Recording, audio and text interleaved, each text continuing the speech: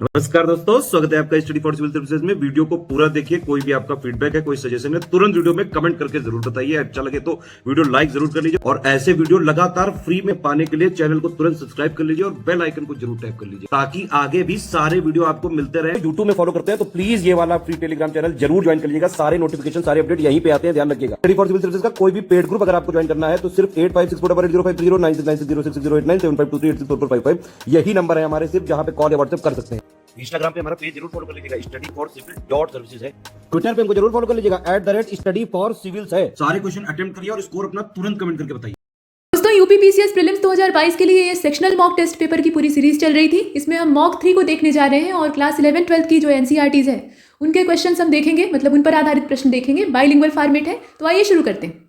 पहले प्रश्न में आपसे दो बातें पूछी जा रही हैं। पहली चीज़ तो ये है कि एवरेज एयर प्रेशर जो सी लेवल का होता है वो मिलीबार में कितना होता है बताइए, और साथ में एवरेज टेम्परेचर जो सी लेवल का होता है वो डिग्री सेल्सियस में बताइएगा। तो इसीलिए यहाँ पेयर में आंसर दिया है। अब इसमें से आप देखें, देखिए इसका डी हो जाएगा 1013.25 मिलीबार और 15.2 डिग्री सेल्सियस। ये फैक्चुअल डाटा है।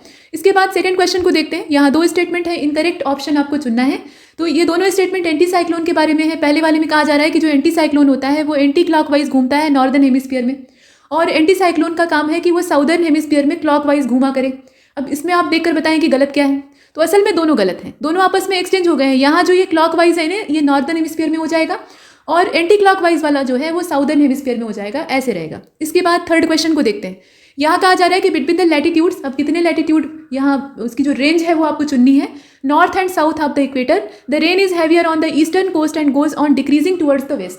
मतलब पूर्वी तट जो होते हैं इस अक्षांशीय मान के बीच में, वहाँ भारी वर्षा होती है, और जैसे जैसे हम पश्चिम की ओर मूव करते हैं वैसे कमी आती है। तो इसमें आप देखें कि वो अक्षांशीय मान कितना होगा।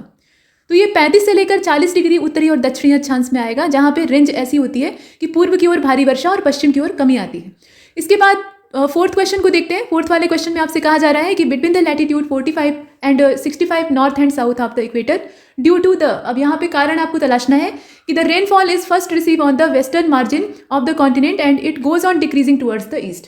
यहाँ पर उल्टा होता है, यानी वेस्टर्न मार्जिन में भारी वर्षा होती है, मतलब पहले वर्षा प्राप्त होती है, और जैसे जैसे हम ईस्ट की ओर मूव करते हैं कमी आती है। तो इसकी वजह क्या है, यहाँ अक्षांशीय मान पे ध्यान दीजिएगा, और अगर आप इस पर ध्यान देंगे तो आप पाएंगे कि इसकी वजह है वेस्टर्लीज, पछुआ पवनों की वजह से ऐसा होता है। इसमें साइक्लोन की कोई भूमिका नहीं है और न ही एंटी साइक्लोन की भूमिका है। तो वेस्टर्लीज इसका आंसर हो जाएगा। इसके बाद अगले क्वेश्चन को देखते हैं। फिफ्थ वाले में आपसे कहा गया कि इनकरेक्ट को चुनिएगा। तो यहाँ पर 3 स्टेटमेंट तो दिए हैं, और डी वाले में कहा जा रहा है कि नॉन ऑफ दिस, तो कोई स्टेटमेंट नहीं है। चलिए अब इसमें देखते हैं। कहा जा रहा है कि interior area of the continental receive moderate rainfall varying from 100 to 200 centimetre per annum. ध्यान दीजिएगा यहाँ रेंज। और coastal area of the continents receive moderate amount of rainfall, ये आपने देखा। Areas lying in the rain shadow zone, जो वृष्टि छाया क्षेत्र होते हैं उनकी बात कर रहे हैं, of the interior of the continents and high latitude receive very low rainfall less than 30 centimetre per annum, यानी बहुत ही कम मात्रा में वर्षा प्राप्त होती है। अब इसमें से आप देखकर बताएं कि गलत विकल्प कौन सा है। तो इसमें अगर आप देखें तो इसका जो करेक्ट आंसर है वो सी हो जाएगा। ये जो दे दिया है ना, अतिशयोक्ति यहाँ हो गई है। असल में महाद्वीप का जो भीतरी भाग होता है, वहाँ जो रेन शेडो जोन है वो जब आ जाता है तो उस पूरे क्षेत्र में, और ऊंचे अक्षांशों वाले जो हाई लैटिट्यूड वाले एरिया होते हैं वहाँ अगर देखा जाए, माफ कीजिएगा, हाई एल्टीट्यूड वाले जो एरिया होते हैं वहाँ अगर देखा जाए तो प्रतिवर्ष 50 सेंटीमीटर से भी कम वर्षा होती है। जहाँ आप देखें ना कि अति हो गई है, वहाँ पे तुरंत उसको बाहर निकाल दीजिए। तो यहाँ 30 सेंटीमीटर कुछ ज़्यादा ही कम हो गया था। इसके बाद 6वें नंबर के क्वेश्चन को देखें। इसमें कहा जा रहा है कि which of the following region does not receive rainfall between 50 and 100 centimetre per year. यहाँ आप देखें कौन कौन से क्षेत्र दिए हैं। The central part of the tropical zone, eastern and western part of the temperate zone, और interior part of the temperate zone. इसमें से कौन सा होगा। देखिए 6 क्वेश्चन जो है, मतलब 6वें नंबर का जो क्वेश्चन है, इसमें बी वाला ऑप्शन आपका सही होगा। The eastern and western part of the temperate zone, जो शीतोष्ण क्षेत्र होते हैं उनका पूर्वी और पश्चिमी भाग। इसके बाद अगले वाले क्वेश्चन को देखते हैं। इसमें एक स्टेटमेंट दिया हुआ है। कहा जा रहा है कि ये परतदार बादल होते हैं, लेयर्ड क्लाउड्स होते हैं, और ये चारों ओर स्प्रेड होते हैं बड़े लार्ज पोर्शन ऑफ स्काई में।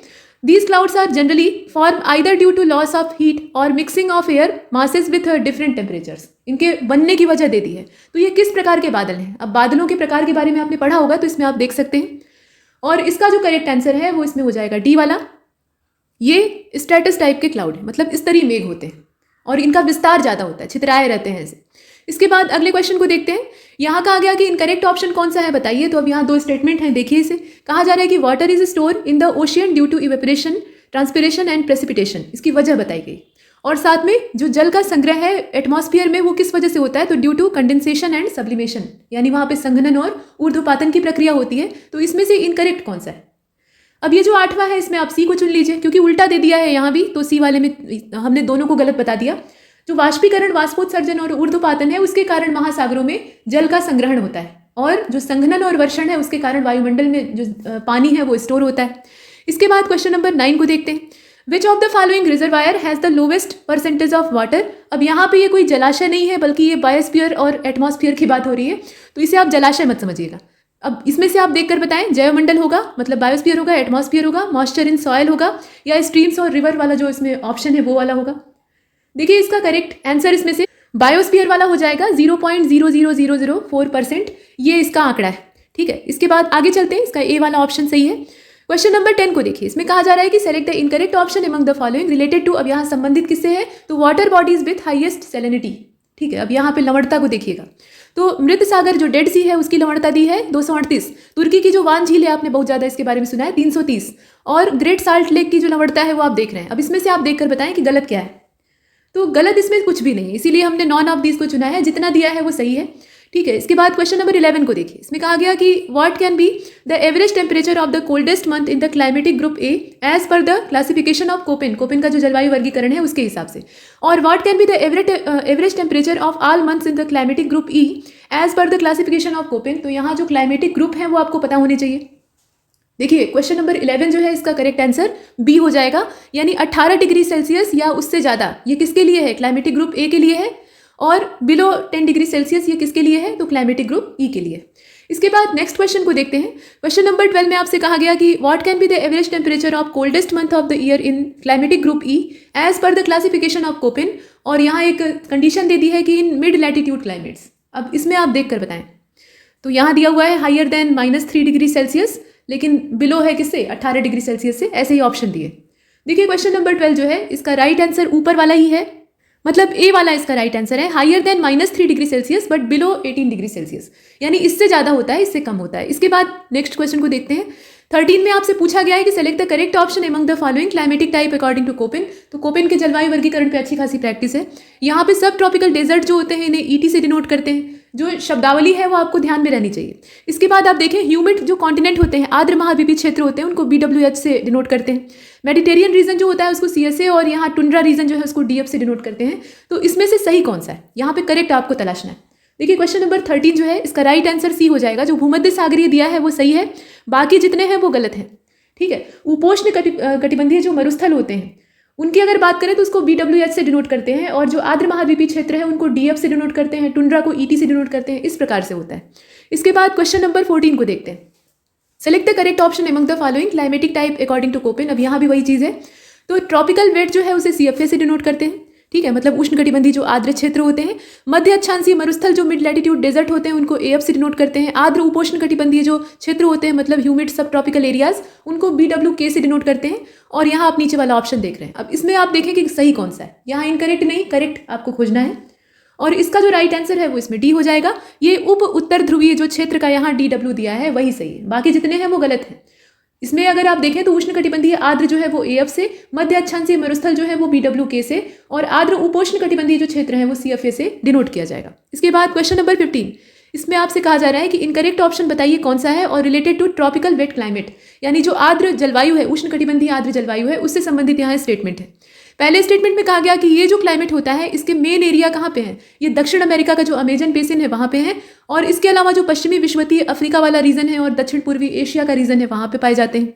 और स्थिति यह है कि यहाँ पे किसी भी दिन अधिकतम तापमान 40 डिग्री सेल्सियस और न्यूनतम तापमान जो है वो 10 डिग्री सेल्सियस होता है। यहाँ टेम्परेचर दे दिया है। अब इसमें आप देखकर बताएं कि गलत कौन सा है। तो 15 वाला जो है इसका करेक्ट आंसर इसमें बी होना चाहिए, क्योंकि दूसरा वाला गलत है। यहाँ जो एवरेज टेम्परेचर दे रखा है, यहाँ किसी भी दिन का जो अधिकतम तापमान है वो 30 डिग्री सेल्सियस होता है और जो न्यूनतम तापमान है वो 20 डिग्री सेल्सियस होता है। तापमान में बहुत ज़्यादा वेरिएशन नहीं होता है। इसके बाद अगले प्रश्न को देखते हैं। क्वेश्चन नंबर 16 में आपसे कहा गया कि प्रति किलोग्राम जो समुद्री जल होता है उसमें निम्नलिखित में से कौन सा जो फैक्टर है या कौन सा जो कंपोनेंट है वो सबसे कम मात्रा में पाया जाता है। यहाँ सब कुछ ग्राम में नापेंगे। तो देखिए यहाँ कुछ पदार्थों के नाम दिए, जैसे क्लोरीन है, सोडियम है, मैग्नीशियम है, कैल्शियम है, ये सब तत्व हैं। इसमें से आप देख कर बताएं। देखिए 16 नंबर का जो क्वेश्चन है इसका डी हो जाएगा। कैल्शियम सबसे कम मात्रा में होता है। क्लोरीन की मात्रा होती है करीब 18.97, सोडियम होता है 10.47, मैग्नीशियम कितना होता है 1.28 होता है, और कैल्शियम बेचारा सबसे कम होता है 0.41। इसके बाद क्वेश्चन नंबर 17 को देखते हैं। प्रति किलोग्राम समुद्री जल में निम्नलिखित में से कौन सा सबसे ज़्यादा मात्रा में पाया जाता है? पीछे हमने कम देखा था, यहाँ ज़्यादा देखेंगे। तो बाइकार्बोनेट बहुत ज़्यादा होता है, ब्रोमीन बहुत ज़्यादा होता है, पोटेशियम होता है कि बोरेट होता है? अब इसमें आप देखें तो इसे अगर देखा जाए तो इसका सी वाला आंसर सही होना चाहिए। मतलब पोटेशियम की मात्रा सबसे ज़्यादा होती है। पोटेशियम कितना होता है 0.38। इसके बाद अगले क्वेश्चन को देखते हैं। क्वेश्चन नंबर 18 में आपसे इनकरेक्ट पूछा जा रहा है। तो पहले वाले में कहा गया कि जो अधिवास भूगोल यानी सेटलमेंट ज्योग्राफी होती है उसमें हम नगरीय और जो ग्रामीण क्षेत्र होते हैं वहाँ पे पॉपुलेशन ग्रोथ को देखते हैं, उनका डिस्ट्रीब्यूशन देखते हैं, इसके अलावा पॉपुलेशन डेंसिटी और जितना सेक्स रेशियो वगैरह है और प्रवास की घटना, व्यावसायिक संरचना, ये सब देखते हैं। मतलब इनकी स्टडी करते हैं। और जो इकोनॉमिकल ज्योग्राफी होती है उसमें हम क्या करते हैं? मानव की आर्थिक क्रियाओं का अध्ययन करते हैं, कृषि, उद्योग, मतलब जितने भी अर्थ के क्षेत्र हो सकते हैं उनका अध्ययन करते हैं। अब इसमें आप देखकर बताएं कि इनकरेक्ट ऑप्शन कौन सा है। तो इसमें केवल जो पहला वाला है वो गलत है। ये जो सेटलमेंट ज्योग्राफी का हमने यहाँ कॉन्सेप्ट लिया है यही गलत है और इसीलिए हम ए वाले को चुनते हैं। असल में जो पॉपुलेशन ज्योग्राफी होती है, यहाँ हमने अधिवास भूगोल नहीं रखना था, यहाँ रखना था पॉपुलेशन ज्योग्राफी को। तो जो जनसंख्या भूगोल होता है उसमें इन चीज़ों का अध्ययन किया जाता है। और वैसे भी आप गेस कर सकते हैं यहाँ सिर्फ पॉपुलेशन की ही तो बात की गई, तो ये सब सेटलमेंट ज्योग्राफी में कहाँ से आ जाएगा? तो पहला वाला गलत, दूसरा वाला सही। इसके बाद क्वेश्चन नंबर 19 को देखिए। यहाँ एक बड़ा सा स्टेटमेंट दिया है और कहा जा रहा है कि इसके विषय में सही कौन सा है, मतलब नीचे विकल्प कौन सा सही है। तो कहा जा रहा है कि ये एक प्रकार की सीस्मिक वेव होती है जो कि केवल सॉलिड मटेरियल से होकर गुजर सकती है, बाकी लिक्विड और गैस में वो काम नहीं करती है। और इस प्रकार की जो वेव है इसकी एक क्वालिटी होती है या विशेषता होती है कि ये वैज्ञानिकों को पृथ्वी की भूगर्भीय संरचना समझने में मदद करती है। तो भूकंप जो होते हैं वो सिर्फ विनाश नहीं करते हैं बल्कि उनसे पृथ्वी के अंदर का जो स्ट्रक्चर है वो मालूम होता है, तो वो कुछ हद तक फायदेमंद है। अब इसमें आप बताएं कि ये पी वेव्स होती हैं, एस होती हैं कि सरफेस वेव होती हैं कि सब होती हैं? तो क्वेश्चन नंबर 19 का इसमें से करेक्ट आंसर बी होगा। एस वेव जो होती हैं वो इस टाइप की होती हैं जिनके अंदर इस तरह की क्वालिटी पाई जाती है। यहाँ कई सारी कंडीशन है। वैसे तो जितनी तरंगे हैं वो सब भूगर्भीय संरचना को समझने में सहायता करती हैं, लेकिन यहाँ कंडीशन दे दिया है कि वो केवल ठोस से होकर गुजर सकती हैं, तो इसका करेक्ट आंसर बी है। इसके बाद क्वेश्चन नंबर 20 को देखते हैं। यहाँ कहा जा रहा है कि select the incorrect option related to type of seismic wave, P wave. अब यहाँ पी वेव के बारे में इसमें से गलत कौन सा है? तो these waves are fast moving wave and reach the surface first, ये सबसे पहले पहुंच जाती है और इनको प्राइमरी वेव कहा जाता है, ठीक है। और उसके साथ ये दिया हुआ है कि these waves are similar to sound wave, मतलब ये ध्वनि तरंगों के समान होती हैं। और these waves can pass through only two type of substance, gas and liquid, solid में ये नहीं घूम सकती हैं, ऐसा कहा गया। अब बताइए गलत क्या है? तो 20वें का साफ साफ दिख रहा है कि नीचे वाला गलत है, ये सॉलिड में भी घूम सकती है, ठीक है। तो नीचे वाला जो डी वाला ऑप्शन है वो इसमें से बाहर हो जाएगा। इसके बाद क्वेश्चन नंबर 21 को देखते हैं। इसमें से कौन सा समुद्री पश्चिमी तट जलवायु का एक प्रमुख क्षेत्र नहीं है? मतलब यहाँ पे जो मैरिन वेस्ट कोस्ट क्लाइमेट है उसकी बात हो रही है, तो इसमें से कौन सा उसके क्षेत्र में नहीं आएगा? यहाँ देखकर बताएं। देखिए 21 का करेक्ट आंसर हो जाएगा इसमें से सी वाला, ठीक है। साउदर्न कैलिफोर्निया और जो नॉर्दर्न चिली है वो इस रीजन में नहीं आएगा। इसके बाद अगले वाले को देखते हैं। Question number 22। 13 सितंबर 1922 की तारीख थी जो लीबिया के अल अजीजिया में अब तक का सबसे अधिक तापमान डिग्री सेल्सियस में दर्ज किया गया, वो कितना दर्ज किया गया ये आपको बताना है। और लीबिया में स्थित जो अल अजीजिया है वहाँ पे निम्नलिखित में से कौन से प्रकार की क्लाइमेट पाई जाती है? टेम्परेचर आपने देख ही लिया, अब इसमें आप देखकर बताएं। तो टेम्परेचर वहाँ बहुत ज़्यादा हो गया था, 58 डिग्री सेल्सियस हो गया था और ये 13 सितंबर 1922 की तारीख है, ठीक है। तो इसमें करेक्ट आंसर क्या होगा? सी वाला हो जाएगा।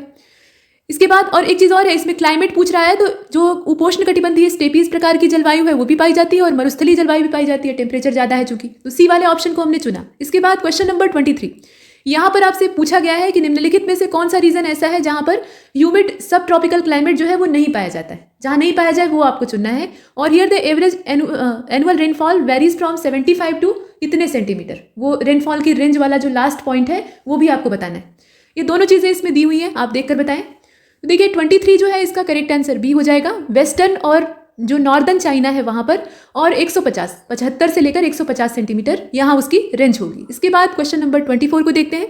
Select the correct option related to sentence given below. अब यहाँ एक बड़ा सा सेंटेंस है, इसमें कहा जा रहा है कि type of climate is found in the interior of Greenland and Antarctica and the same type of climate is also found in Antarctica at the प्लेटू station at 79 degree southern latitude. यहाँ पे जो अक्षांशीय मान है वो क्या है? 79 डिग्री दक्षिणी अक्षांश। अब इसमें आप देखकर बताएं कि ये कौन सा क्लाइमेट है, क्लाइमेट की वेराइटी आपको चुननी है। तो क्वेश्चन नंबर 24 जो है इसका करेक्ट आंसर सी हो जाएगा। ये जो क्लाइमेट है ये आइस कैप क्लाइमेट होता है, हिम टोपी होती है, माने बर्फ की टोपियाँ वहाँ पे स्थायी रूप से जम जाती हैं। इसके बाद क्वेश्चन नंबर 25 को देखते हैं। इसमें कहा गया कि गलत विकल्प का चयन करिए। तो 1990 का जो दशक था, मतलब 90 वाला जो दशक था, उसमें शताब्दी का सबसे गर्म तापमान और दुनिया के कुछ भयंकर बाढ़ों को दर्ज किया गया। अब दशक जो होते हैं वो अपने अपने काम के लिए बदनाम होते हैं बेचारे, तो यहाँ इस प्रकार का है। और 1985 से लेकर अगर देखें तो 1940 के बीच में, माफ कीजिएगा 1885 से लेकर यहाँ जो आंकड़ा है आप देख रहे हैं 1940 के बीच में जो दुनिया का तापमान है उसमें वृद्धि बहुत तेजी से हुई है। साथ में ये भी कहा जा रहा है कि 1940 के बाद जो तापमान की वृद्धि है, वृद्धि दर है, उसमें कमी आई है, मतलब अब टेम्परेचर उस हिसाब से नहीं बढ़ रहा है। अब इसमें आप देखकर बताएं कि गलत क्या है। टेम्परेचर तो लगातार बढ़ रहा है, ठीक है। अब इसमें आप देखिए तो 25 का करेक्ट आंसर क्या होगा, इसमें से डी वाला हो जाएगा। Incorrect option none of these, इसमें से कुछ भी नहीं। मतलब जितने भी स्टेटमेंट यहाँ दे रखे हैं पिछले वर्षों के वो सही दिए हैं, और टेम्परेचर में भले ही ग्रोथ हो रही है लेकिन उस हिसाब से नहीं हो रही है। इसके बाद अगले क्वेश्चन को देखते हैं। 26 में कहा गया कि करेक्ट ऑप्शन को चुनिएगा। तो सहारा डेजर्ट जो है उसके साउथ में साहेल रीजन है, वहाँ पे 1967 से लेकर 1977 के दौरान बहुत भयंकर सूखा पड़ा था। और सेकेंड स्टेटमेंट ये कहता है कि 1930 का जो डिकेड था उसमें जो संयुक्त राज्य अमेरिका है उसके बड़े वाले मैदान, मतलब जो वास्ट प्लेन थे, ग्रेट प्लेन उन्हें कहा जाता है, उसके दक्षिण पश्चिमी भाग में, जिन्हें कि धूल का कटोरा कहा जाता है, धूल वहाँ उड़ती रहती है, वहाँ भी बहुत भयंकर सूखा पड़ा था। अब इसमें दो स्टेटमेंट आप देख रहे हैं, सही कौन सा है देखकर बताइए। और देखिए 26 जो है ना, इसमें दोनों सही है। इस प्रकार के जो खतरनाक स्टेटमेंट होते हैं प्रायः ये दोनों सही होते हैं, इसमें ज़्यादा समस्या नहीं होती। इसके बाद क्वेश्चन नंबर 27 को देखिएगा। इसमें कहा गया कि वायुमंडल में जो ग्रीन हाउस गैसेज होती हैं उनमें सबसे ज़्यादा जो कॉन्सेंट्रेशन है वो किस गैस का होता है, कौन सी गैस सबसे ज़्यादा सांद्र पाई जाती है, सांद्र अवस्था में पाई जाती है, और इस गैस का परसेंटेज औसत वार्षिक दर से कितना बढ़ रहा है, मतलब एनुअल रेट उसका बढ़ने का कितना है, ये भी बताना है। तो यहाँ जो गैसेज है उन्हें देखिएगा। और 27 का करेक्ट आंसर बी हो जाएगा। भाई ये कार्बन डाइऑक्साइड के अलावा और कौन हो सकता है, तभी तो हम लोग ग्लोबल वार्मिंग से परेशान हैं। और 0.5 की जो रेट है उसके हिसाब से ये इंक्रीज हो रहा है, चिंता की बात है। इसके बाद क्वेश्चन नंबर 28 को देखते हैं। Under which of the following type of climate can most part of Indian peninsula is be classified. और इसके साथ साथ ये पूछा गया है कि द ईयर, अब यहाँ कौन सा साल था, was the warmest year probably not only for the 20th century but also for the whole millennium. अब यहाँ आप देखें तो ये दोनों चीज़ें आप देखकर बताइए इसमें से कौन सा विकल्प चुना जाए। और क्वेश्चन नंबर 28 इसका जो करेक्ट आंसर है वो ऊपर ही दिया है। ट्रॉपिकल मानसून क्लाइमेट होता है इस प्रकार का, और 1998 की जो ये स्थिति है इसमें वार्मेस्ट ईयर के तौर पे इसे दर्ज किया गया था, 1998। इसके बाद क्वेश्चन नंबर 29, यहाँ पर क्योटो प्रोटोकॉल से संबंधित प्रश्न है, इंपॉर्टेंट है। तो इसकी उद्घोषणा किस साल की गई थी ये पूछा जा रहा है, और 2005 से ये अपना प्रभाव में आता है। तो इस उद्घोषणा का कितने देशों ने अनुमोदन किया, मतलब कितने देश जो थे वो इसे सपोर्ट कर रहे थे। तो देशों की संख्या और वर्ष बताइए इसमें से। देखिए क्वेश्चन नंबर 29 जो है इसका करेक्ट आंसर सी हो जाएगा। ये फैक्ट है टोटल 1997 और 141, ठीक है। इसके बाद क्वेश्चन नंबर 30 को देखते हैं। इसमें आपसे कहा जा रहा है कि क्योटो प्रोटोकॉल जो है उसने औद्योगिक देश जो इंडस्ट्रियल कंट्रीज थी उनको वर्ष, अब यहाँ पे कौन से वर्ष तक जो उनका उत्सर्जन है, इमिशन है, उसको 1990 के जो प्रचलित स्तर है उससे 5% कम करने के लिए अनिवार्य किया। अब यहाँ पे दो चीज़ें आपको बतानी है, कितने औद्योगिक देशों को किया था और कौन सा साल था। तो अब इसमें से आप देखकर बताएं।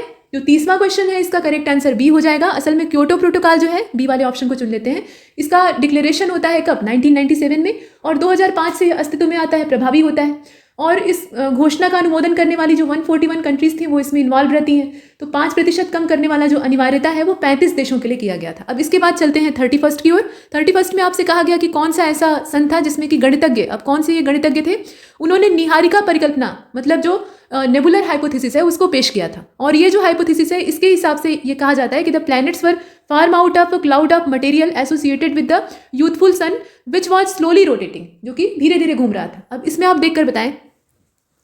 और क्वेश्चन नंबर 31 का जो करेक्ट आंसर है वो डी हो जाएगा। ये लाप्लास की परिकल्पना थी, और ये समय कौन सा था, 1796 का था, यानी आज से बहुत पहले की बात। इसके बाद क्वेश्चन नंबर 32 को देखते हैं। Select the incorrect option.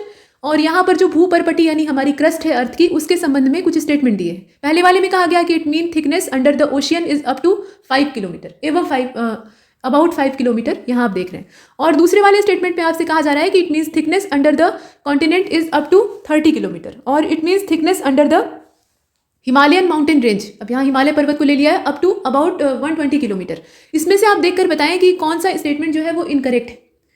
और इसका जो करेक्ट आंसर है वो इसमें से सी वाला हो जाएगा, क्योंकि ये जो हिमालय के संदर्भ में इसकी मोटाई दी हुई है, औसत मोटाई दी है, ये गलत है। 120 किलोमीटर नहीं होता है, ये लगभग 70 किलोमीटर के आसपास होता है।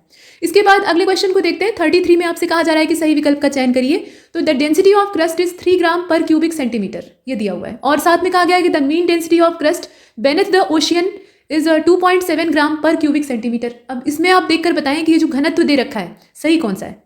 क्वेश्चन नंबर 33, और इसका जो राइट आंसर है वो इसमें सी होना चाहिए, दोनों सही दिया है, तो ये आंकड़ा है, इसे याद रखिएगा और सी वाले ऑप्शन को चुनते हैं। इसके बाद क्वेश्चन नंबर 34 को देखिए, यहाँ मेंटल से रिलेटेड फैक्ट है और पहले वाले में कहा गया कि the main source of magma that reaches the surface during volcanic eruption is the mantle, यहीं से निकलता है, और its density is more than rock of the core, और its thickness varies from the 10 up to 200 kilometre. अब इसमें आप देखकर बताएं, तो जो मेंटल है वो असल में एक केमिकल हॉच पॉच है, मतलब उसकी संरचना बड़ी ही कॉम्प्लेक्स है, तो ज्वालामुखी का जो मटेरियल है वो वहीं से निकलता है। अब इसमें से आप देखकर बताएं गलत कौन सा है। 34, और इसका जो बी वाला ऑप्शन है वो गलत है, ठीक है, इसमें बी वाला जो स्टेटमेंट है ना वही गलत है। असल में जो मेंटल होता है वहाँ से ज्वालामुखी का उद्गार, मतलब ये मैग्मा जो है वो धरातल तक पहुँचता है, लेकिन इसका जो घनत्व होता है वो क्रस्ट की चट्टानों से ज़्यादा होता है, क्रोड की चट्टानों से नहीं। इसके बाद अगले वाले को देखते हैं, question number 35, which of the following inert gas is found in the lava, ये बताइए, और which of the following compound is not found in lava, मतलब लावा में क्या होता है क्या नहीं होता है ये पूछा जा रहा है। अब इसमें आप देखें, देखिए 35 का करेक्ट आंसर ए हो जाएगा। आर्गन जो है वो पाया जाता है लावा के अंदर, और कैल्शियम कंपाउंड जो है ये लावा के अंदर रिप्रेजेंट नहीं होते हैं, मतलब इनकी उपस्थिति नहीं होती है। इसके बाद अगले क्वेश्चन को देखते हैं 36, यहाँ कहा गया कि the theory of plate tectonics propose that the earth lithosphere has been divided into, अब कितने भाग में इसे डिवाइड किया गया है वो बताना है, और major plates which of the following region does not determine the boundary of North American plate, मतलब कौन सी मेजर प्लेट है वो भी आपको बताना है। तो इसमें आप देखकर बताइए, देखिए 36 का डी वाला ऑप्शन हो जाएगा। उत्तर अमेरिकन जो प्लेट है इसमें पश्चिमी अटलांटिक तट भी शामिल होता है, और जो दक्षिणी अमेरिकन प्लेट है और कैरेबियन द्वीप है वो इसकी सीमा निर्धारण करते हैं, तो यहाँ वो जानकारी गलत दी हुई थी, ठीक है, इसमें डी वाला ऑप्शन जो है वो इसमें चुन लिया जाएगा। इसके बाद अगले वाले को देखते हैं, 37 में आपसे कहा जा रहा है कि गलत विकल्प का चयन करिए। तो यहाँ नाजका प्लेट जो है इसकी लोकेशन दे रखी है कि दक्षिणी अमेरिका और जो प्रशांत महासागरीय प्लेट है उसके बीच में ये पाई जाती है। फिलिपीनियन प्लेट जो है वो एशिया महाद्वीप और प्रशांत महासागरीय प्लेट के बीच में है। कोकोस प्लेट की क्या लोकेशन है, तो ये दक्षिण पूर्वी अमेरिका और प्रशांत महासागरीय प्लेट के बीच में है। अब इसमें से गलत कौन सा है, तो क्वेश्चन नंबर 37 जो है इसका करेक्ट आंसर सी हो जाएगा। कोकोस प्लेट की जो लोकेशन दे रखी है वो गलत है। असल में जो कोकोस प्लेट है उसकी लोकेशन मध्यवर्ती अमेरिका और प्रशांत महासागरीय प्लेट के बीच में है, मतलब सेंट्रल अमेरिका और पैसिफिक ओशियन प्लेट जो है उसके बीच में। इसके बाद क्वेश्चन नंबर 38 को देखते हैं, विच of the following element is found in least amount in earth crust, मतलब अर्थ की जो क्रस्ट है उसमें सबसे कम मात्रा में कौन सा पदार्थ पाया जाता है। और क्वेश्चन नंबर 38 का जो राइट आंसर है वो इसमें बी हो जाएगा। आयरन इसमें देखकर पहचाना जा सकता है, बाकी सब भरपूर मात्रा में मिलते हैं। क्वेश्चन नंबर 39 को देखिए, कौन सा तत्व पृथ्वी की जो क्रस्ट है उसमें सबसे ज़्यादा मात्रा में पाया जाता है। अब यहाँ देखकर बताएं, इसमें जो ऑप्शन दिया है, और 39 का जो करेक्ट आंसर है वो ए हो जाएगा, कैल्शियम।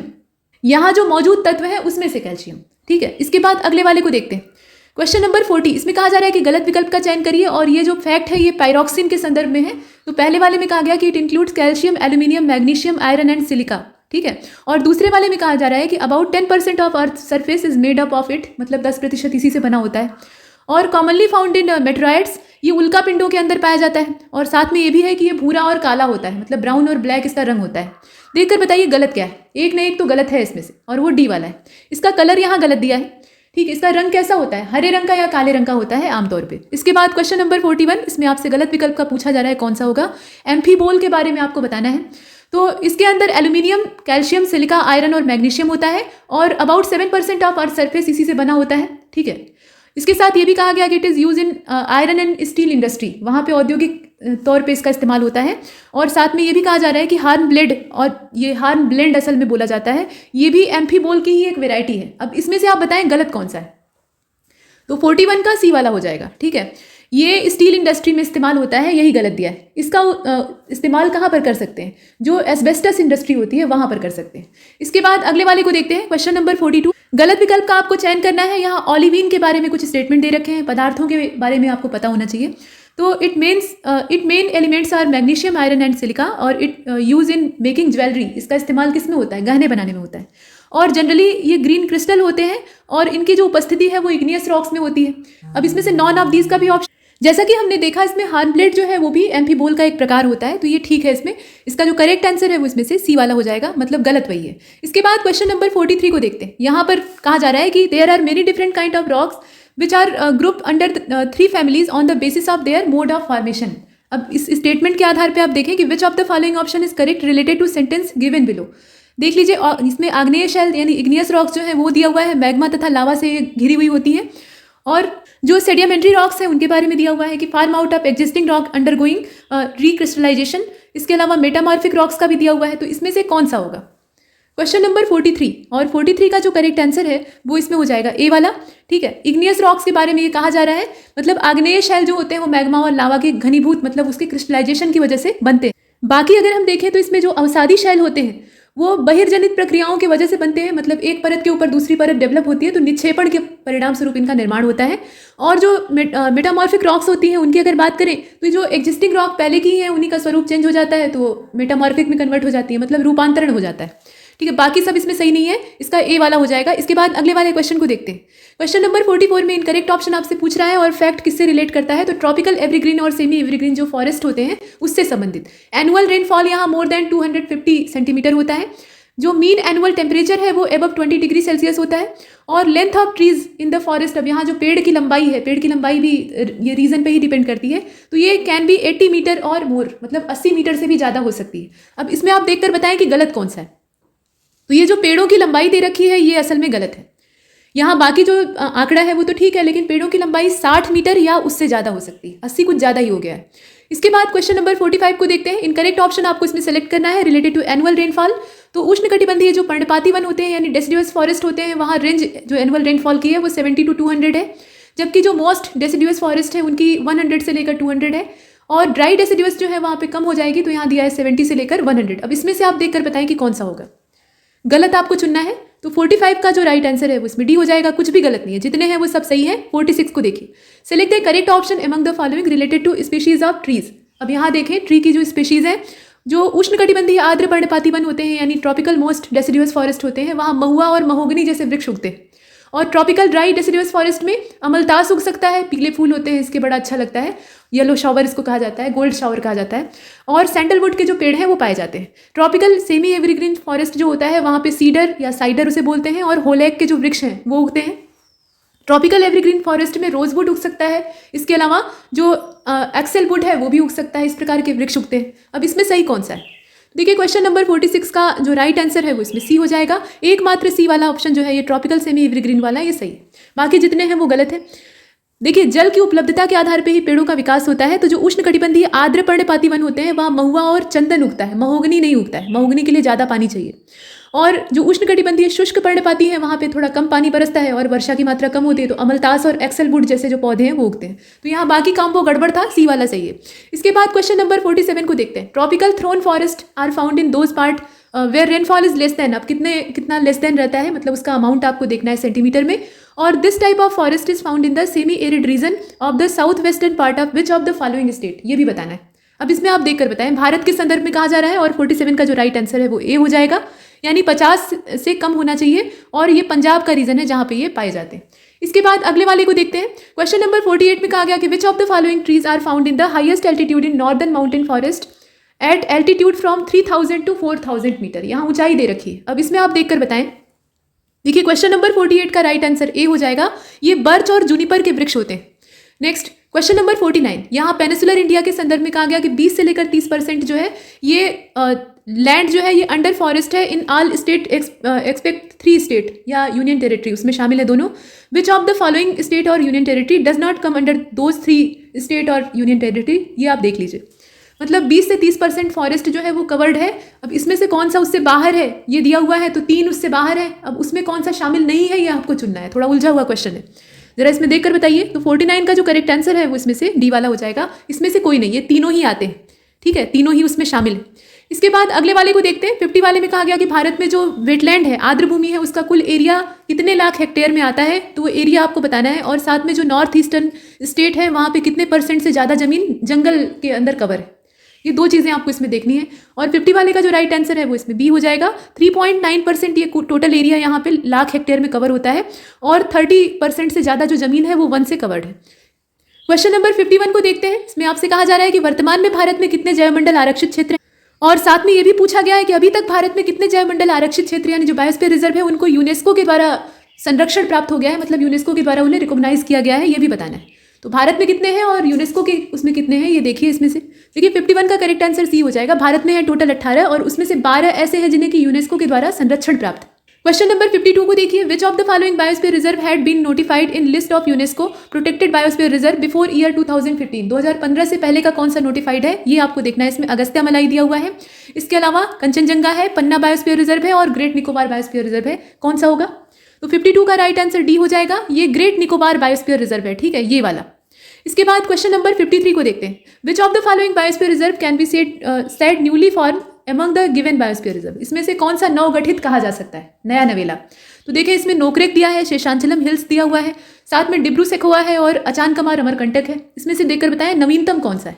और नवीनतम इसमें से आपका बी वाला है, मतलब शेषांचलम हिल को इसमें से हम सबसे नया कह सकते हैं, क्योंकि बाकी की डेट आप देखें तो नोकरेक की 88 की तारीख है, डिब्रू सेखोवा की 1997 की डेट है, शेषांचलम जो है ये 2010 का है, बाकी सब इससे पुराने हैं। इसके बाद क्वेश्चन नंबर 54 को देखिए, इनकरेक्ट ऑप्शन कौन सा है इसमें से देखिए। तो प्रोजेक्ट टाइगर जो है ये 1973 का है और वल्चर कंजर्वेशन प्रोजेक्ट जो है ये 2004 में चलाया गया, एलिफेंट प्रोजेक्ट चला है 1992 से और मस्क डियर प्रोजेक्ट जो है ये 1970 का है, यानी वन्य जीव संरक्षण अधिनियम से भी पहले का है। तो यहाँ साफ साफ देखकर मालूम हो रहा है कि कौन सा गलत है। देख लीजिए, इसमें से ये वल्चर कंजर्वेशन प्रोजेक्ट जो है ये असल में 2004 का नहीं है, ये 2006 का है और बाद में हमने प्रयास शुरू किया था। बहुत ही कॉमन चीज़, ये ज़्यादा चर्चा में है इसलिए पूछा गया है, ठीक है। तो बी वाले ऑप्शन को चुना, ये 2006 में शुरू हुआ था। इसके बाद क्वेश्चन नंबर 55, जब आधे से अधिक गिद्ध साफ हो गए तब निम्नलिखित में से गलत विकल्प का आपको चयन करना है। 55 में आपसे पूछा गया है कि गलत कौन सा है। इसमें घड़ियाल प्रजनन परियोजना जो है वो 1975 की है, टर्टल कंजर्वेशन प्रोजेक्ट जो है वो 75 का है, रेड पांडा वाला 75 का है। गलत बताइए कौन सा है। तो इसका जो रेड पांडा वाला है वो गलत है, रेड पांडा वाला 1996 होगा ना कि 75, ये कुछ ज़्यादा ही पीछे चला गया है। इसके बाद नेक्स्ट क्वेश्चन को देखिए, 56 में कहा गया कि इनकरेक्ट ऑप्शन को चुनिएगा। पहला स्टेटमेंट बताता है कि in the national park of Madhya Pradesh Mowgli Mahotsav, Mowgli land, तो Mowgli Mahotsav is celebrated every year in the month of September और the year 2010 was celebrated the tiger year by the government of India. अब इसमें से गलत कौन सा है ये आपको देखना है। तो क्वेश्चन नंबर 56 का केवल पहला वाला गलत है। मध्य प्रदेश स्थित राष्ट्रीय उद्यानों में हर वर्ष नवंबर के महीने में, सितंबर के महीने में नहीं, नवंबर के महीने में मोगली महोत्सव मनाया जाता है। मोगली के बारे में बताने की जरूरत नहीं है, आप सभी जानते हैं। इसके बाद क्वेश्चन नंबर 57, यहाँ कहा गया कि बाघ परियोजना निदेशालय का नाम अभी चेंज कर दिया गया है, तो अभी नया नाम क्या हो गया है? नया नाम हो गया है नेशनल टाइगर कंजर्वेशन अथॉरिटी, यानी संरक्षण प्राधिकरण। तो इसका क्षेत्रीय कार्यालय कहाँ पर नहीं है ये आपको बताना है और नाम कब चेंज किया गया ये बताना है। अब इसमें आप देखकर बताएं, क्षेत्रीय कार्यालय कई जगह होते हैं आप जानते हैं। देखिए क्वेश्चन नंबर 57 का राइट आंसर डी हो जाएगा, मतलब 2006 और भोपाल। इसके बाद क्वेश्चन नंबर 58 को देखिए, विलुप्त प्राय जो गंगा डाल्फिन है, गंगेटिक डाल्फिन है, उसको भारत का राष्ट्रीय जलीय जीव घोषित किया गया, मतलब जलीय पशु घोषित किया गया। और कब घोषित किया गया वो डेट बताइए। प्रोजेक्ट राइनो को कब स्टार्ट किया गया ये बताइए। और केंद्र सरकार ने किसको जलीय जीव डाल्फिन को नॉन ह्यूमस पर्सन का दर्जा दिया, मतलब यहाँ पे उसकी डेट बतानी, ठीक है। इसका जो करेक्ट आंसर है वो सी है। इसमें 5 अक्टूबर 2009 की तारीख थी जब भारत सरकार ने इसे राष्ट्रीय जलीय जीव घोषित किया है, तो सी वाले ऑप्शन को चुनते हैं और दूसरा वाला जो इसमें सन है वो 2013 का होगा। इसके बाद क्वेश्चन नंबर 59 की ओर चलते हैं। यहाँ पूछा गया है कि when and where was the country's first spider interpretation centre arachnarium established by tropical forest research institute. अब ये आपको डेट भी बतानी है और जगह भी बतानी है, दोनों चीज़ें देखिए। क्वेश्चन नंबर 59 जो है इसका करेक्ट आंसर ए हो जाएगा, यानी ये डेट है 2018 और जबलपुर स्थान था, यहाँ आपने देखा। Question number 60, select the incorrect option among the following. यहाँ दो स्टेटमेंट है, तो 24 फरवरी 2016 की तारीख में राजीव गांधी ओरंग नेशनल पार्क जो है इसको बाघ आरक्षित क्षेत्र यानी प्रोजेक्ट टाइगर के अंदर डाल दिया गया। और केंद्रीय वन, पर्यावरण और जलवायु परिवर्तन मंत्रालय जो है इसने 22 अक्टूबर 2010 को बाघ को राष्ट्रीय विरासत पशु यानी जो नेशनल हेरिटेज एनिमल है उसके तौर पे डिक्लेयर किया। अब इसमें आप देकर बताएं कि गलत क्या है। तो गलत इसका केवल दूसरा है, राष्ट्रीय विरासत पशु कौन है? हाथी है, और यहाँ पर बाघ को बता दिया गया, तो ये गलत है। क्वेश्चन नंबर 61 को देखते हैं। विच of the following state has the lowest area among the given state. तो अब इसमें आप देखें, मतलब इसका क्षेत्रफल दिए हुए राज्यों में सबसे कम है। अब यहाँ राज्यों का क्षेत्रफल आप जानते होंगे तो कर लेंगे। 61 का करेक्ट आंसर सी हो जाएगा। इसमें से बिहार राज्य, पहले जब झारखंड इसके साथ जुड़ा था तो ये भी बड़ा था। इसके बाद क्वेश्चन नंबर 62 को देखते हैं। इसमें कहा जा रहा है कि which of the following union territory has the highest area among the given union territory. अब इसमें हाईएस्ट एरिया किसका है? चंडीगढ़ का है, लक्षद्वीप का है, दमन दीव का है, पुडुचेरी का है। और इसका जो राइट आंसर है वो इसमें डी हो जाएगा। सबसे बड़ा इसमें जो एरिया है वो किसका है? पुडुचेरी का है। क्वेश्चन नंबर 63 को देखते हैं। और 63 नंबर के क्वेश्चन में आपसे पूछा गया है कि सही विकल्प कौन सा है बताइए। तो मेघालय की राजधानी है आइजोल, मणिपुर की है इम्फाल, अरुणाचल की है दिसपुर और असम की है ईटानगर, ऐसे दिया हुआ है। सही क्या है? तो देखिए 63 का करेक्ट आंसर बी हो जाएगा। यहाँ आप देख रहे हैं मणिपुर और इम्फाल सही दिया है, बाकी मिजोरम का आइजोल हो जाएगा, ईटानगर किसका है, अरुणाचल का है, और दिसपुर असम का है, बचा है शिलांग तो मेघालय का हो जाएगा। इसके बाद क्वेश्चन नंबर 64 को देखते हैं। करेक्ट ऑप्शन आपको चुनना है। तो 10 डिग्री चैनल जो है ये मिनिकॉय और मालदीव के बीच में है, और 9 डिग्री चैनल जो है ये मिनिकॉय को लक्षद्वीप से अलग करने का काम करता है। 8 डिग्री चैनल ये अंडमान द्वीप समूह को निकोबार से अलग करता है। अब इसमें सही कौन सा है आप बताइए। देखिए क्वेश्चन नंबर 64 का बी हो जाएगा। इसमें सब सही नहीं है, केवल यही जो 9 डिग्री चैनल की जानकारी है ये सही है। 10 डिग्री चैनल ये अंडमान और निकोबार को अलग करने का काम करता है, बंगाल की खाड़ी में है, और 8 डिग्री चैनल जो है ये मिनिकॉय और मालदीव द्वीपों को अलग करता है। इसके बाद क्वेश्चन नंबर 65 में आपसे पूछा गया है कि in which year have the name of 3 island located in Andaman and Nicobar been change by the prime minister. वर्ष का आपको यहाँ जिक्र करना है। और out of that 3 island which of the following island is now known as Netaji Subhash Chandra Bose द्वीप। मतलब एक और आइलैंड का नाम चेंज किया गया जिसका नाम रख दिया गया है नेताजी सुभाष चंद्र बोस द्वीप। तो अब इसमें आप बताएं कि वो कौन सा है। तो डेट आपको बतानी है और उस द्वीप का नाम बताना है। देखिए इसमें तो देखिए 65 का करेक्ट आंसर सी हो जाएगा। मतलब 2018 में नाम चेंज किया गया है और ये रॉस द्वीप है जिसका नाम बदलकर अभी नेताजी सुभाष चंद्र बोस द्वीप कर दिया गया। इसके बाद क्वेश्चन नंबर 66 में आपसे पूछा गया कि in which of the following river has the longest catchment area. Square kilometre में आपको देखना है। तो यहाँ कुछ नदियों के नाम है जैसे कि ढाढर है, काली है, शरावती है और पेरियार है। इसमें से करेक्ट आंसर डी हो जाएगा। मतलब पेरियार जो है वो इसका जल ग्रहण क्षेत्र सर्वाधिक है, बाकी जो है वो इससे कम है। इसके बाद क्वेश्चन नंबर 67, किस नदी का जल ग्रहण क्षेत्र सबसे छोटा है। अब यहाँ वैतरणी का नाम दिया है, ब्रह्माणी है, पेन्नार है और पालार है। ये सब दक्षिणी नदियां हैं प्लेटू वाली। और क्वेश्चन नंबर 67 का करेक्ट आंसर ए हो जाएगा। इसमें सबसे छोटा एरिया बैतरणी का है। बैतरणी का कितना है 12,789, बाकी सब इससे बड़े। इसके बाद question number 68, arrange the following river in ascending order on the basis of there catchment area. मतलब आप हर नदी का कैचमेंट एरिया जाने, ये उद्देश्य है इस प्रश्न का। तो साबरमती है, माही है, भरतपूजा है और इसके अलावा सुवर्ण रेखा है या स्वर्ण रेखा भी कहा जाता है। देखिए यहाँ अरेंज करना है आपको। तो इसका जो अरेंजमेंट है ना वो बी वाला सही होना चाहिए। यहाँ चूंकि हमें असेंडिंग ऑर्डर में अरेंज करना था तो बी वाले को ही चुनने में भलाई है। बी वाले को चुनते हैं। देखिए साबरमती का कितना है 21,674 है, माही का 34,842 है, भरत पूजा का 5,397 है, छोटा सा है, और स्वर्ण रेखा का अगर देखें कैचमेंट एरिया तो 19,296।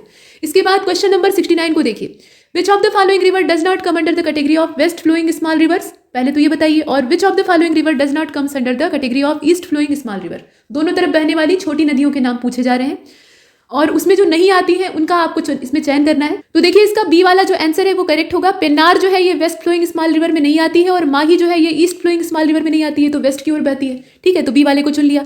इसके बाद क्वेश्चन नंबर 70 को देखते हैं। 70 में आपसे यहाँ एक तरफ सीजन दिया है और दूसरी तरफ अकॉर्डिंग टू इंडियन कैलेंडर जो मंथ है वो दे रखे हैं। तो बसंत का जो मौसम है वो माघ और फाल्गुन में पड़ता है। शरद मौसम जो है मतलब शरद ऋतु जो है असल में वो चैत्र बैसाख में पड़ती है। हेमंत ऋतु जो है वो 6 ऋतुएं होती हैं टोटल। तो हेमंत ऋतु जो है वो मार्गशीर्ष और जो पौष का मौसम होता है मतलब महीना होता है उसमें पड़ती है। और शिशिर ऋतु जो है ये असल में अश्विन कार्तिक का जो मौसम होता है वहां पे पड़ती है। तो अब इसमें आप बताएं। अब देखिए क्वेश्चन नंबर जो 70 है इसका करेक्ट आंसर सी हो जाएगा। एकमात्र इसमें यही सही है। हेमंत का जो दिया है मार्गशीर्ष और पौष वाला ये सही दिया है। बाकी बसंत जो है ये चैत बैसाख वाला मौसम होता है और शरद का जो मौसम है वो अश्विन कार्तिक का होता है। अश्विन माने माघ, माफ कीजिएगा, अश्विन का मतलब होता है भादो, भाद्रपद जिसे कहा जाता है उसी को हम अश्विन भी कहते हैं।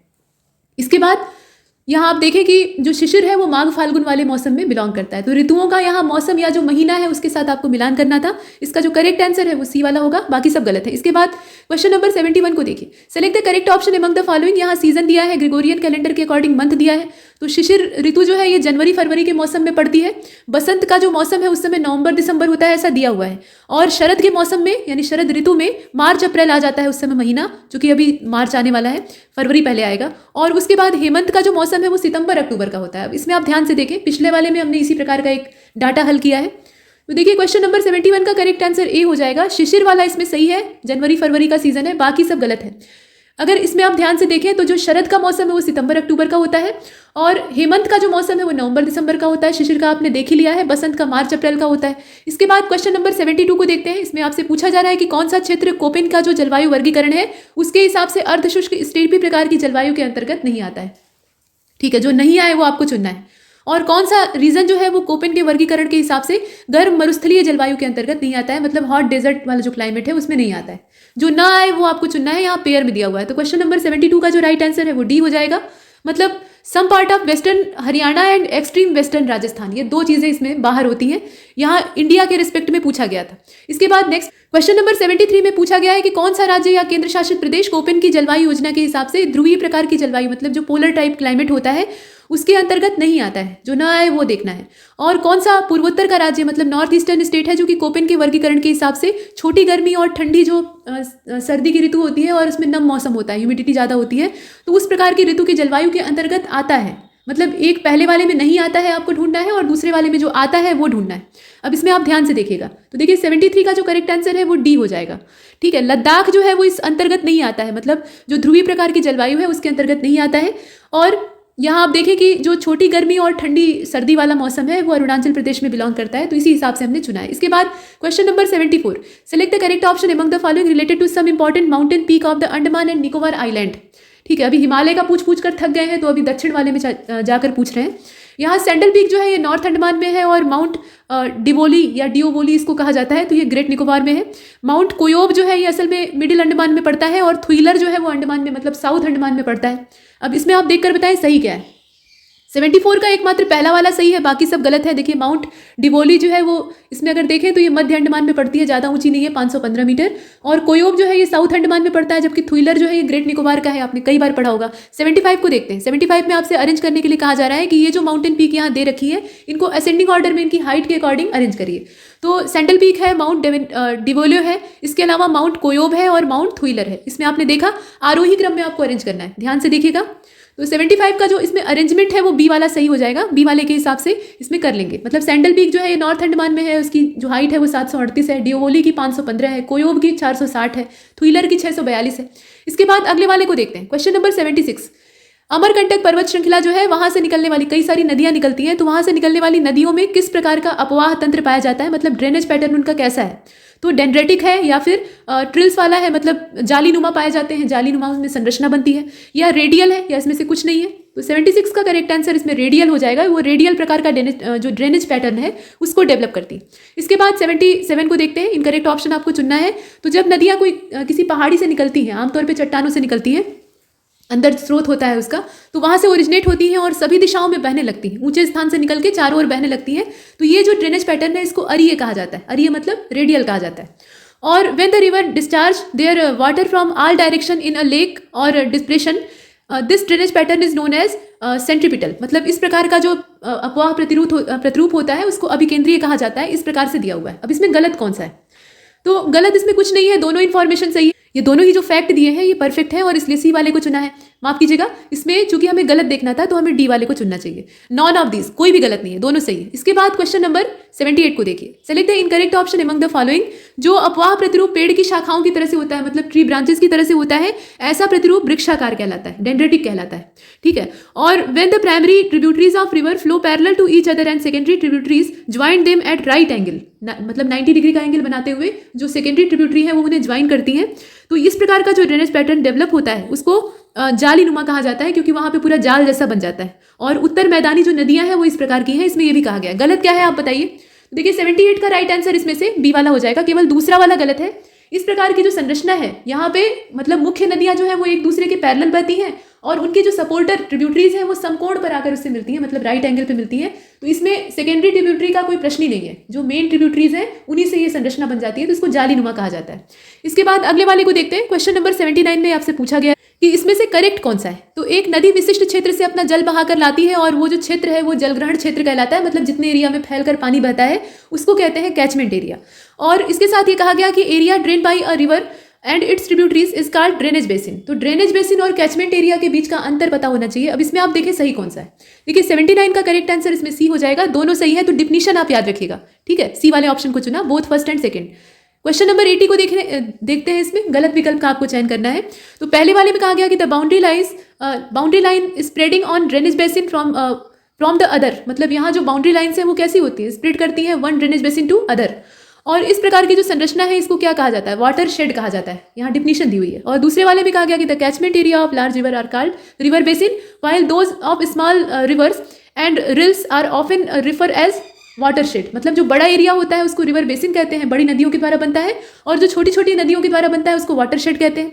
और जो रिवर बेसिन होते हैं वो स्मॉल एरिया होते हैं, जबकि जो वाटर शेड होते हैं वो बहुत बड़े एरिया में होते हैं। यहाँ देखें अगर आप, तो दो स्टेटमेंट जो है वो एक जैसे हैं, लेकिन ये इसका विरोध कर रहा है तो यही गलत हो जाएगा। यहाँ उल्टा दे दिया है, रिवर बेसिन जो है उनका आकार बड़ा होता है और जो जल संभर क्षेत्र होते हैं यानी वाटरशेड होते हैं वो छोटे आकार के होते हैं। ठीक है, इसके बाद अगले वाले को देखते हैं। अगले क्वेश्चन में यानी 81 में आपसे कहा गया कि एज पर data of India state of forest report 2019 how much is the total forest and tree cover in the country, ये आपको बताना है।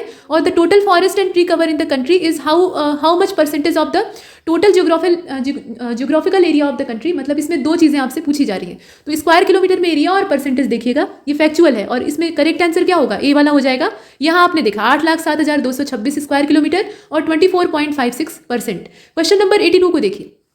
भारत की जो वन स्थिति रिपोर्ट है, फॉरेस्ट रिपोर्ट है 2019 वाली, उसके हिसाब से देश में जो वन और वृक्षावरण है उसमें अगर 2017 से कंपेयर करें तो कितनी बढ़ोतरी हुई है। अब यहाँ परसेंटेज आपको अप्रॉक्सीमेट में, ये आंकड़ा है असल में परसेंटेज नहीं है और इसीलिए अप्रॉक्सीमेट में दिया हुआ है, तो इसमें से आपको चुनना है। और क्वेश्चन नंबर 82 का राइट आंसर हो जाएगा 5200 अप्रॉक्सीमेटली, मतलब इतनी ग्रोथ हुई है, तो बहुत कम ग्रोथ है।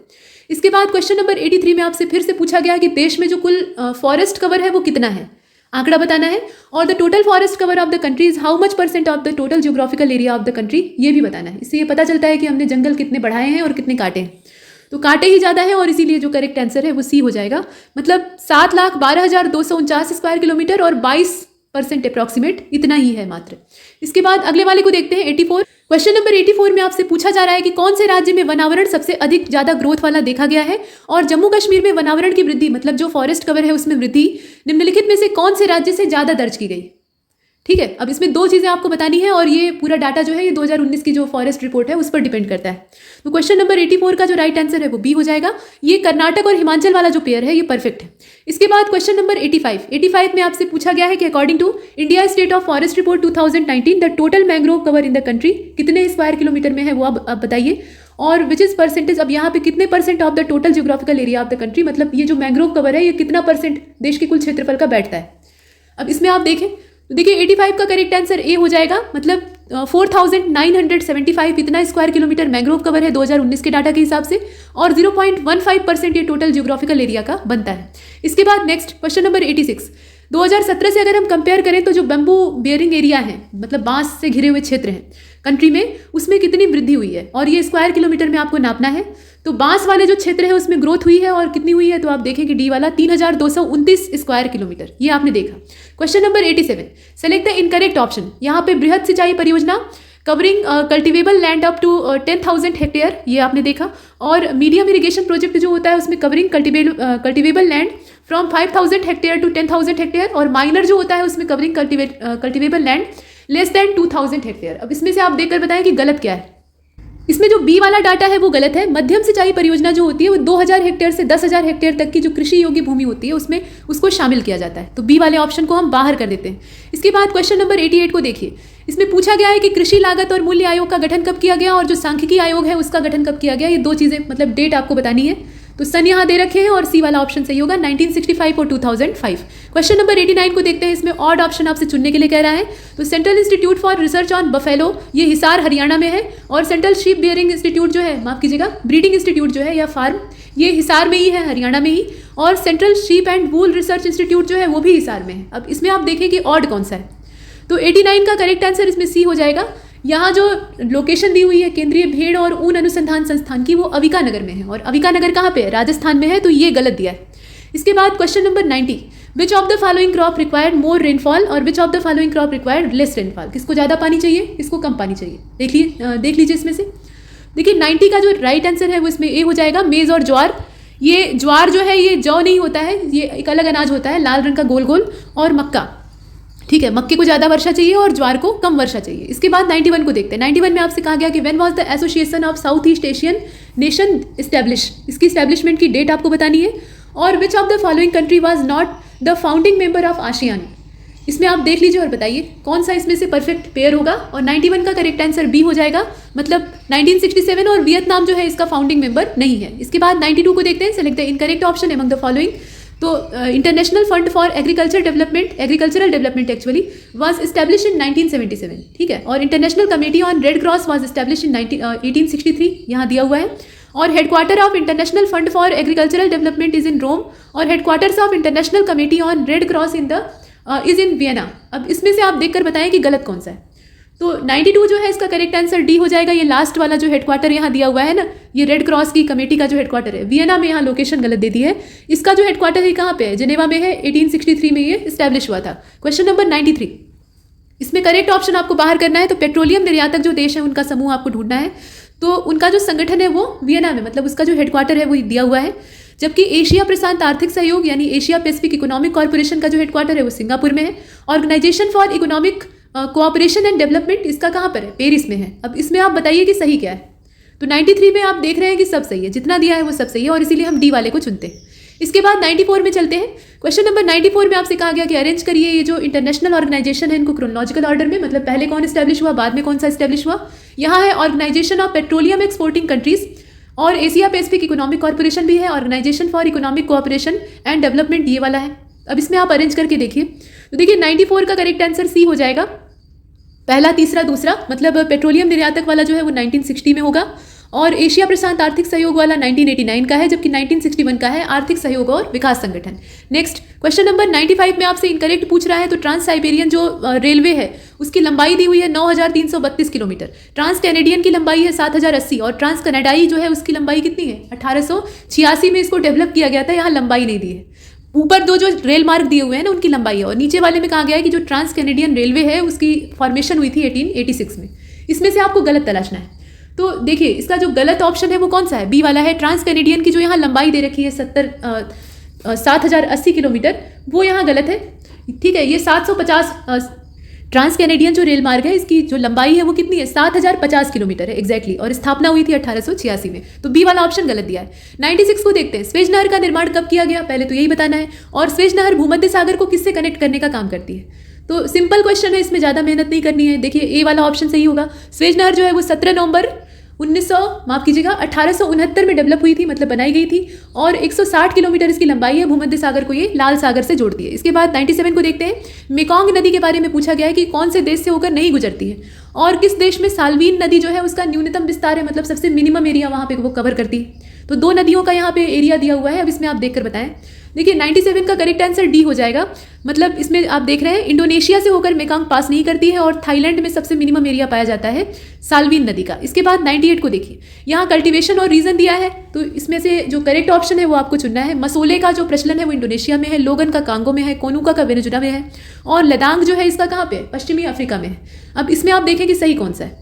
तो सही इसका सी वाला है, बाकी जितने हैं वो सब गलत है। यहाँ जो कोनुकू दिया है वेनेजुला वो परफेक्ट है, बाकी मसोले जो है ये कांगो जायरे वाला जो एरिया है वहाँ पे होती है, और लोगैन जो है ये असल में पश्चिमी अफ्रीका में होती है, और लदांग को अगर देखें तो इंडोनेशिया में होती है, तुंग्या अगर आप देखें तो म्यांमार में होती है। इस प्रकार से 99 को देखिए। 99 में इनकरेक्ट ऑप्शन आपसे चुनने के लिए कहा जा रहा है। एक तरफ रेलवे जोन है और दूसरी तरफ हेडक्वार्टर है। ईस्टर्न जो रेलवे जोन है उसका कोलकाता में है, वेस्टर्न का मुंबई में है, साउथ का चेन्नई में है, मतलब साउदर्न का, और नॉर्दर्न का न्यू दिल्ली में है। अब इसमें से कोई एक गलत है। तो 99 का जो राइट आंसर है वो इसमें बी हो जाएगा। ठीक है, ये जो वेस्टर्न वाला दिया है मुंबई CST, ठीक है, ये है तो मुंबई में ही, लेकिन CST यानी छत्रपति शिवाजी टर्मिनल वाला नहीं है, ये चर्च गेट वाला है। ठीक है, इसके बाद अगले वाले को देखते हैं। क्वेश्चन नंबर 100 लास्ट क्वेश्चन है। गलत विकल्प का आपको चयन करना है। तो यहाँ इसको इस्पात प्लांट जो है वो कहाँ पे है? उड़ीसा में है, उसकी लोकेशन दी हुई है। भिलाई वाला जो इस्पात संयंत्र है, स्टील प्लांट है, वो छत्तीसगढ़ में पड़ेगा। दुर्गापुर पश्चिम बंगाल, और बोकारो वाला झारखंड में पड़ेगा। गलत क्या है आप बताइए। तो देखिए इसमें अगर आप देखें तो ऊपर वाला ही गलत दिया है। इसको इस्पात प्लांट नहीं बल्कि राउरकेला जो है वो उड़ीसा में पड़ता है। ठीक है, बाकी इसको अगर आप देखें तो वो वेस्ट बंगाल का है। तो ए वाला ऑप्शन इसमें इनकरेक्ट है, और यहाँ पर हमने इस टेस्ट को कंप्लीट किया है। तब तक के लिए नमस्कार।